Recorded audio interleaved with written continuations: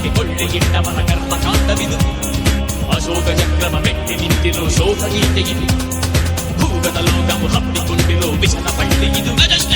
ನಿತ್ಯ ಮಾರಣ ಹೋಮ ನಡೆಯುವ ಕಾಳ ಸಂತೆಯಿದು.